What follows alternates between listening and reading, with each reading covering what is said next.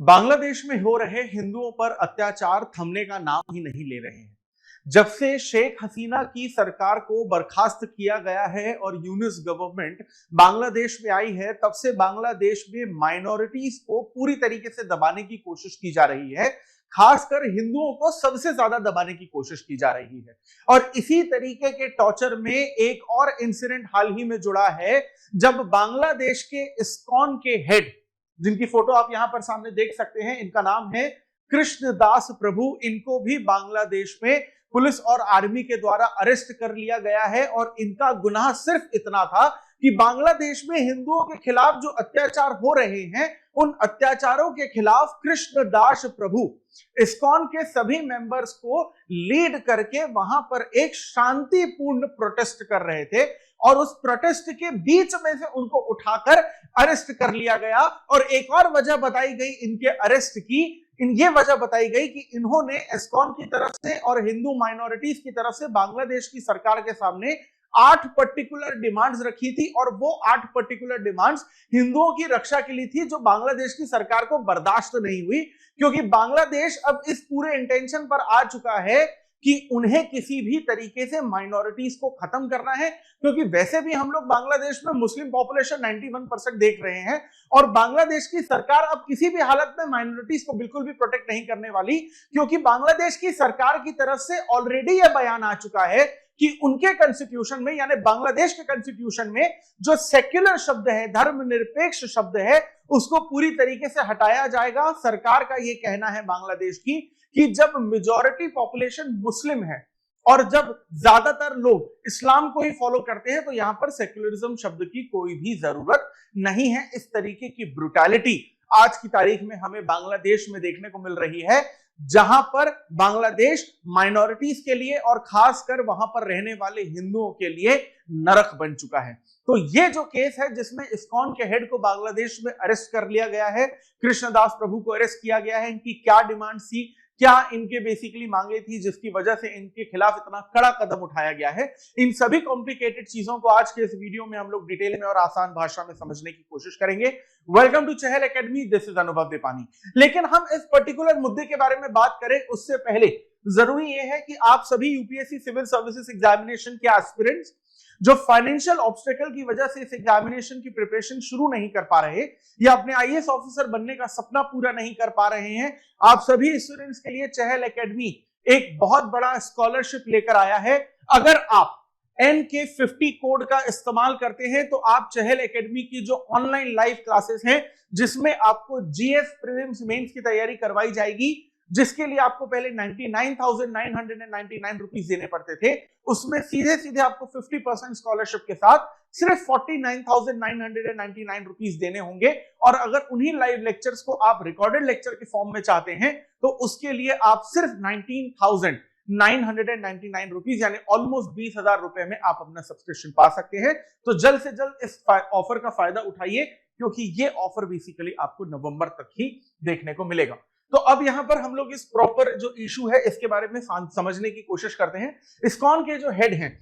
बांग्लादेश में, जिनका नाम है कृष्णदास प्रभु, इनको बेसिकली क्या है कि अरेस्ट कर लिया गया है, क्योंकि ये बेसिकली प्रोटेस्ट कर रहे थे इस बात के खिलाफ कि हिंदुओं के खिलाफ लगातार वायलेंट अटैक्स हो रहे हैं बांग्लादेश में। और इन्होंने इस्कॉन के मेंबर्स के साथ मिलकर एक रैली निकाली थी, एक शांतिपूर्ण प्रोटेस्ट कर रहे थे, शांतिपूर्ण आंदोलन कर रहे थे कि ये जो अत्याचार हिंदुओं पर हो रहा है उसे पूरी तरीके से रोका जाना चाहिए। बीच रैली में से उनको उठा लिया गया, अरेस्ट कर लिया गया, क्योंकि बांग्लादेश की सरकार अब इतनी ज्यादा निकम्मी हो चुकी है कि किसी के फंडामेंटल राइट्स तक उन्हें बर्दाश्त नहीं हो रहे हैं। वो भी सिर्फ इसलिए क्योंकि वो पर्सन जो फंडामेंटल राइट्स का इस्तेमाल कर रहा है वो एक हिंदू है और वो एक माइनॉरिटी है। वैसे तो इस प्रोटेस्ट पर इंडिया की फॉरेन मिनिस्ट्री ने यहां पर बहुत कड़ी निंदा इसकी की है, और यहां पर फॉरेन मिनिस्ट्री ने भी कहा है कि जो माइनॉरिटी प्रोटेक्शन है, स्पेशली हिंदू प्रोटेक्शन, उसका ख्याल बांग्लादेश में पूरी तरीके से यहां पर रखा जाना चाहिए। अब ये जो बेसिकली अरेस्ट किया गया है वो 25 नवंबर 2024 को अरेस्ट किया गया है, क्योंकि कृष्णदास प्रभु जो है वो इस्कॉन की तरफ से तो है ही बांग्लादेश में, लेकिन बांग्लादेश में उन्होंने बेसिकली एक ऑर्गेनाइजेशन को भी वो लीड कर रहे थे जिसका नाम था सम्मिलित सनातन जागरण ज्योत। इसके ये बेसिकली स्पीकर हैं, और ये जब बेसिकली ट्रैवल कर रहे थे ढाका से चट्टोग्राम में। तो ये जब बेसिकली सम्मिलित सनातन जागरण जोत की तरफ से यहाँ पर एक प्रोटेस्ट निकाल रहे थे, उनकी तरफ से क्रिटिसाइज कर रहे थे बांग्लादेश की गवर्नमेंट को, तो एज ए स्पीकर इनके बारे में ये कहा गया कि गलत तरीके से क्रिटिसाइज किया जा रहा था या फिर हिंदुओं को भड़काया जा रहा था दंगे करने के लिए। ये झूठा आरोप लगाकर इनको यहाँ पर अरेस्ट कर लिया गया। अब बात यहाँ पर सिंपल सी ये है कि भाई जो हिंदुओं का कत्लेआम हो रहा है, जेनोसाइड हो रहा है बांग्लादेश में, उसको रोकना जरूरी है। और कृष्णदास प्रभु ने इन अत्याचारों को रोकने के लिए कुल मिलाकर 8 डिमांड्स, कुल मिलाकर 8 डिमांड्स की थी। उन 8 डिमांड्स को भी हम लोग बेसिकली यहाँ पर डिटेल में पढ़ेंगे। ओवरऑल अगर आप एक लाइन में समझने की कोशिश करें तो वो 8 की 8 डिमांड इसलिए थी ताकि जो हिंदू हैं जो बांग्लादेश में रह रहे हैं उनका पूरी तरीके से यहाँ पर प्रोटेक्शन जो है किया जाए। सबसे पहली डिमांड कृष्ण प्रभु की ये थी कि बांग्लादेश में रहने वाली जो माइनॉरिटी है या खासकर जो हिंदू है उनके लिए एक स्पेशल ट्रिब्यूनल, जैसे इंडिया में हम लोग फास्ट ट्रैक कोर्ट्स देखते हैं, वैसी स्पेशल ट्रिब्यूनल्स यहाँ पर एस्टैब्लिश किया जाना चाहिए, इस बात की यहाँ पर डिमांड की गई थी। प्लस ये कहा गया था कि ये जो बेसिकली ट्रिब्यूनल है इसमें थोड़ा सा स्विफ्ट ट्रायल होने चाहिए, यानी जल्दी यहाँ पर जो केसेस हैं वो सॉल्व होने चाहिए और यहाँ पर जो विक्टिम्स हैं उनको पूरी तरीके से यहाँ पर जस्टिस देना चाहिए ताकि जो हिंदुओं के खिलाफ अत्याचार हो रहे हैं बांग्लादेश में या तो वो अत्याचार पूरी तरीके से बंद हो जाए और अगर कोई पर्सन अत्याचार कर भी रहा है तो उसको कड़ी से कड़ी सजा दी जाए, जल्द से जल्द सजा दी जाए और बांग्लादेश में रहने वाले जो हिंदू हैं उनको पूरी तरीके से सुरक्षा और इंसाफ यहां पर दिया जाए। दूसरी डिमांड अगर हम लोग यहां पर देखने की कोशिश करें तो ये कॉन्स्टिट्यूशनल प्रोटेक्शन की यहां पर डिमांड कर रहे हैं, क्योंकि बांग्लादेश में अगर हम लोग मुस्लिम्स की पॉपुलेशन देखते हैं तो करीबन 91% है, बाकी जो 9% आपको माइनॉरिटीज दिखती हैं उसमें हिंदूज हैं, बुद्धिस्ट हैं, क्रिश्चियंस हैं, दूसरी अलग अलग यहाँ पर बेसिकली माइनॉरिटीज हैं। और ये जो अटैक हो रहे हैं वो सिर्फ और सिर्फ हिंदुओं के खिलाफ नहीं बाकी माइनॉरिटीज के खिलाफ हो रहे हैं। तो दूसरी डिमांड ये थी कि कॉन्स्टिट्यूशनल प्रोटेक्शन यानी संवैधानिक सुरक्षा बांग्लादेश की माइनॉरिटीज को और हिंदुओं को दिया जाना चाहिए। इसके अलावा अगर हम लोग यहाँ पर तीसरी डिमांड की बात करते हैं तो तीसरा डिमांड बेसिकली इसमें यह बोला गया था कि लीगल प्रोटेक्शन भी यहाँ पर जरूरी है, यानी किसी न किसी तरीके का कोई एक कानून जो है वो यहां पर बनाया जाना चाहिए ताकि हिंदुओं की जो प्रोटेक्शन है वो किया जा सके। कॉन्स्टिट्यूशनल प्रोटेक्शन की अलग दूसरी बात की जा रही है। नेक्स्ट डिमांड ये थी इनकी कि माइनॉरिटी अफेयर्स मिनिस्ट्री यहां पर एक अलग से होनी चाहिए। जैसे इंडिया में हमें माइनॉरिटी अफेयर्स मिनिस्ट्री देखने को मिलती है, उसी तरीके से बांग्लादेश में माइनॉरिटी अफेयर्स मिनिस्ट्री होनी चाहिए ताकि अगर माइनॉरिटी को बांग्लादेश में किसी भी तरीके की दिक्कत हो तो कम से कम उन्हें यह पता हो कि किस मिनिस्ट्री के पास जाके अपनी बात रखनी है। वैसे बांग्लादेश में आप आज की तारीख में आपको रिलीजियस मिनिस्ट्री देखने को मिलती है, लेकिन वो रिलीजियस मिनिस्ट्री जो है वो भी बेसिकली मुस्लिम अपीजमेंट और मुस्लिम को ही प्रिविलेज देने में लगी रहती है। यहां पर ये कहा गया कि रिलीजियस मिनिस्ट्री जो है वहां से एक मिनिस्ट्री अलग कर दी जाए। ये कहा गया कि जो रिलीजियस मिनिस्ट्री है वो तो ऑलरेडी बांग्लादेश में है, लेकिन रिलीजियस मिनिस्ट्री का एक हिस्सा अलग करके कम से कम यहां पर एक माइनॉरिटी मिनिस्ट्री जो है वो यहां पर बनाई जाए और वो जो बेसिकली माइनॉरिटी मिनिस्ट्री है वो वहां की माइनॉरिटीज के हर तरीके का प्रोटेक्शन का ख्याल रखेगी। अब नेक्स्ट चीज यहां पर ये बोली गई कि हिंदुओं के लिए एक बेसिकली फंड होना चाहिए। देखिए अभी यहां पर हिंदुओं के लिए बांग्लादेश में एक हिंदू वेलफेयर ट्रस्ट है। ये ट्रस्ट 1983 में एस्टैब्लिश किया गया था, लेकिन ये जो पर्टिकुलर ट्रस्ट है इस गवर्नमेंट के अंडर आता है। तो गवर्नमेंट चाहे तो पैसा देती है, नहीं चाहे तो नहीं पैसा देती। यानी कि जो हिंदुओं के नाम पे वेलफेयर ट्रस्ट बना हुआ है बांग्लादेश में उसमें हिंदुओं का ही अधिकार नहीं है, यानी ऑटोनॉमी नहीं है। हिंदू यहाँ पर वो बेसिकली ऑटोनॉमी चाहते हैं और यहाँ पर कृष्णदास प्रभु का ये कहना था कि आपने जो हिंदू वेलफेयर ट्रस्ट बना रखा है आप उसको फंड में कन्वर्ट करिए, यानी हिंदू फंड बनाइए, आप हिंदू वेलफेयर फंड बनाइए ताकि हिंदुओं की जो ऑटोनॉमी है वो बेसिकली आ सके। हिंदू कम्युनिटी अपने हिसाब से उस पर्टिकुलर फंड को यहाँ पर कंट्रोल कर सके, कितना पैसा देना है वो देख सके, प्लस कहां पर कितना कितना पैसा खर्च करना है हिंदुओं के लिए वो उस फंड में जो अधिकारी हैं जो हिंदू कम्युनिटी से ही रिलेटेड होंगे वो बेसिकली यहाँ पर देख सकें। नेक्स्ट डिमांड की अगर हम लोग यहाँ पर बात करते हैं तो यहाँ पर नेक्स्ट डिमांड ये है कि एक हिंदू माइनॉरिटीज के और दूसरे माइनॉरिटीज के प्रॉपर्टी के प्रोटेक्शन के लिए एक नया कानून बनाया जाए जिसे वेस्टेड प्रॉपर्टी एक्ट कहा जाएगा। देखिए आज की तारीख में हो क्या रहा है बांग्लादेश में कि जैसे कोई मंदिर है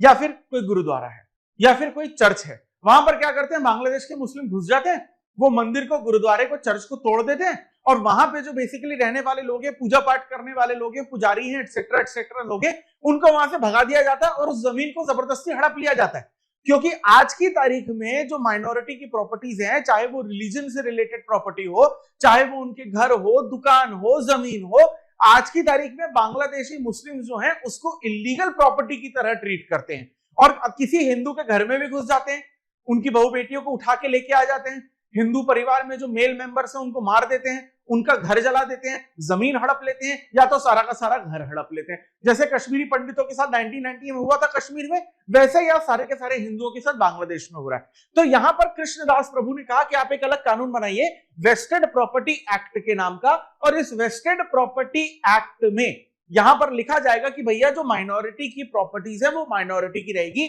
आप उस पर किसी भी तरीके का कब्जा नहीं कर सकते हैं। इसके अलावा एक और डिमांड जो है यहां पर बेसिकली बोली गई कि जितने भी एजुकेशनल इंस्टीट्यूशंस हैं, स्कूल हैं, कॉलेज हैं, जो भी हैं बांग्लादेश में, वहां पर एक प्रेयर रूम होना चाहिए। जैसे इंडिया में बेसिकली हम लोग अलग अलग एजुकेशन इंस्टीट्यूशंस में प्रेयर रूम देखते हैं, यहाँ की माइनॉरिटी को नमाज पढ़ने की परमिशन दी गई है ना, तो बांग्लादेश में भी तो वहां की जो माइनॉरिटी उनको परमिशन दी जानी चाहिए। उनको पूजा करना है, उनको गुरुद्वारे में जाना है या फिर उनको चर्च में जाना है, उनको गुरमुखी पढ़नी है या फिर उनको बाइबल पढ़ना है या फिर उनको भगवत गीता रामायण बैठ के पढ़नी है, तो एक प्रेयर रूम होना चाहिए। वैसे तो अगर आप आज की तारीख में देखेंगे तो वहां पर जो ढाका यूनिवर्सिटी है उसने ये इंप्लीमेंट कर रखा है, लेकिन सारे के सारे इंस्टीट्यूशंस में ये इंप्लीमेंट नहीं है। यानी राइट टू रिलीजन जो है उसको एक तरीके से यहाँ पर इंप्लीमेंट करवाने की कोशिश जो है कृष्णदास प्रभु यहाँ पर करवाने की कोशिश कर रहे हैं। नेक्स्ट डिमांड ये थी कि जो एजुकेशन इंस्टीट्यूशंस हैं बांग्लादेश में उसमें संस्कृत और पाली लैंग्वेज को ज्यादा से ज्यादा इंकरेज किया जाए,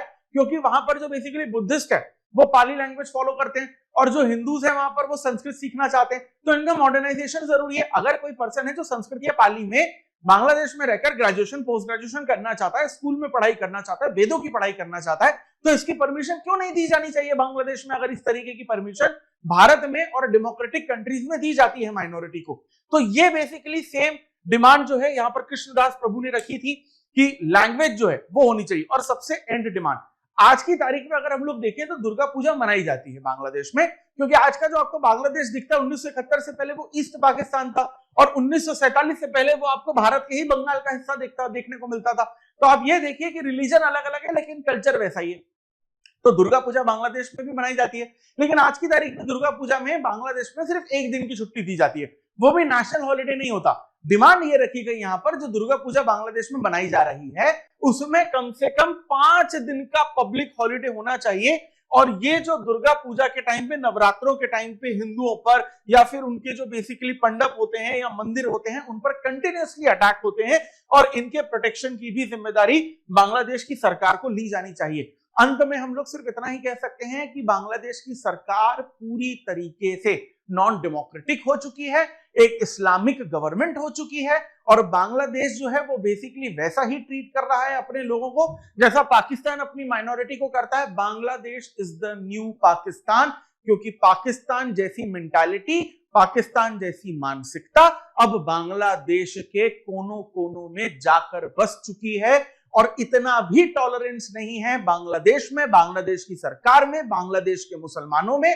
कि एक पर्सन जो माइनॉरिटी का एक लीडर है वहां पर सिर्फ स्पोक्स पर्सन है, वो ये कह रहा है कि भाई मुझे अपने रिलीजन को, अपने लोगों को, अपने ट्रेडिशन को, अपनी एथनिसिटी को, अपने लैंग्वेज को, अपने कल्चर को बचाने के लिए थोड़े से अधिकार दे दीजिए। ये बांग्लादेश की सरकार को बिल्कुल भी हजम नहीं हो रही है बात, और जो पर्सन माइनॉरिटीज की बात कर रहा है उसी को यहां पर अरेस्ट कर लिया गया है। कमेंट सेक्शन में आप बताइए कि क्या बांग्लादेश में हिंदुओं के खिलाफ ये जो अत्याचार हो रहे हैं इसको रोकने के लिए हमें क्या करना चाहिए? भारत सरकार यहां पर कड़े कदम क्यों नहीं उठा रही है? क्या आज आपको इंदिरा गांधी जैसी प्रधानमंत्री की याद आ रही है? क्योंकि अगर इंदिरा गांधी आज होती तो शायद 16 दिसंबर 1971 आज हमें 21वीं सदी में भी देखने को मिलता। तो हमारी सरकार का क्या अगला कदम होना चाहिए और क्या हमें बांग्लादेश में हो रही माइनॉरिटीज का जो टॉर्चर है, हिंदुओं का जो टॉर्चर है, उसको रोकने के लिए कुछ करना चाहिए या फिर शुतुरमुर्ग की तरह अपना सर हमें मिट्टी में धंसा देना चाहिए और यह कहना चाहिए कि सब कुछ ठीक है, सब कुछ बढ़िया है, किसी भी तरीके की कोई दिक्कत नहीं है? आपका क्या पॉइंट ऑफ व्यू है कमेंट सेक्शन में जरूर बताइएगा। और इसी तरीके के इंपॉर्टेंट टॉपिक्स को अगर आप डिटेल में और आसान भाषा में समझना चाहते हैं जो आपकी यूपीएससी सिविल सर्विसेज एग्जामिनेशन की प्रिपरेशन को और आसान बना सकता है, so for that please stay tuned to Chahal Academy. और अगर आप चाहते हैं कि बांग्लादेश के हिंदुओं के खिलाफ जो ये अत्याचार हो रहे हैं वो इस देश के हर नागरिक तक पहुंचे और सरकार और प्रशासन तक पहुंचे और वो